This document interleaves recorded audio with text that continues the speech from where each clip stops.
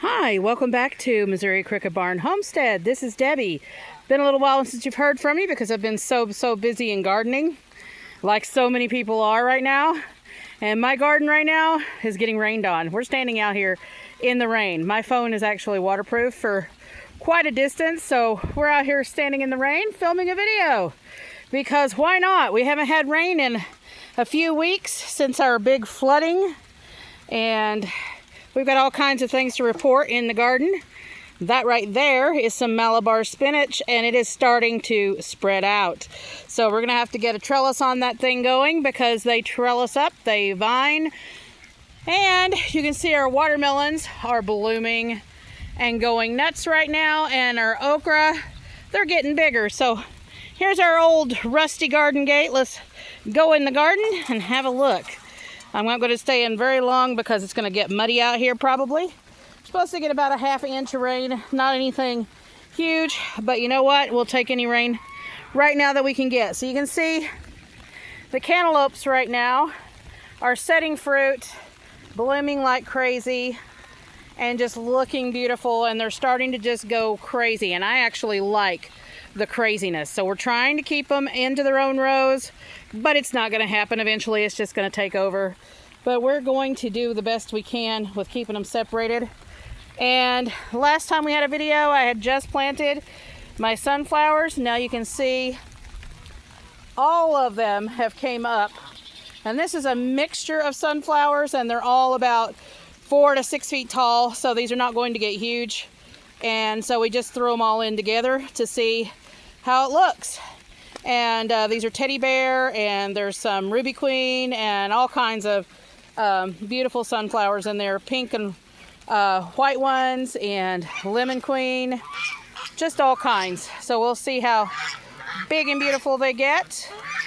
But you can see just loads and loads and loads and loads and loads and feet and feet and feet of sunflowers. And our corn is just now starting to tassel. You can see the tassel right there. This is ambrosia corn, so it is a shorter variety. Doesn't look like we're going to get to 10 feet tall this year. Looks like it's actually going to be normal corn for once. So we have a lot of suckers on it. And last year I had 2 and 3 ears on my corn because of the suckers. So I'm just going to leave them and let them produce and see what happens. And we got in here and we have cultivated or hoed everything in the garden, healed it up. And look at these cucumbers. We have cucumbers coming in now. We've actually harvested several. You can see some down in there. These are the Suyo Long.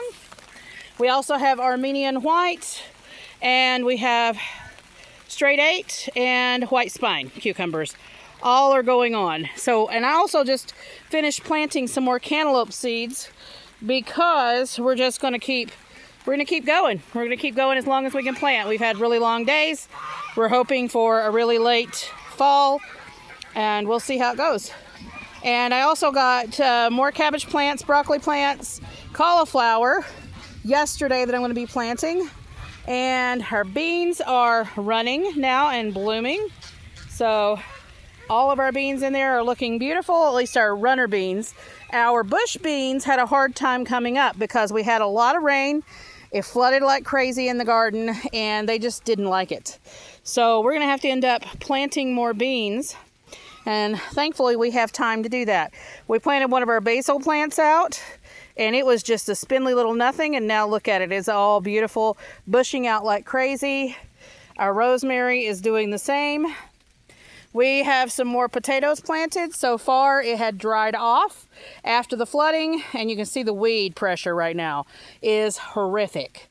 But I haven't seen anything come up yet. So if we end up with no potatoes this year, we'll probably be buying them from the Amish. And luckily they are very cheap in 50-pound bags to do that. So that is what we will do. And sometimes that happens. Sometimes you have a failure. The crop failure this year was potatoes. Just about everyone around here has suffered with rotting potatoes in the ground. Our tomatoes are starting to spread out, starting to bloom, getting ready to be trellised. I started to come out here. You can see some of my poles out there. Has started to tie them up when it started raining, and I said, you know what, I'm going to stop for the day. And I had got in here, and you can see where I had just about hoed everything. We've got to hoe some more in the onions. We've got a lot of weed pressure out there in our pumpkins and things like that. But I left the weeds because it was so dry for the last few weeks.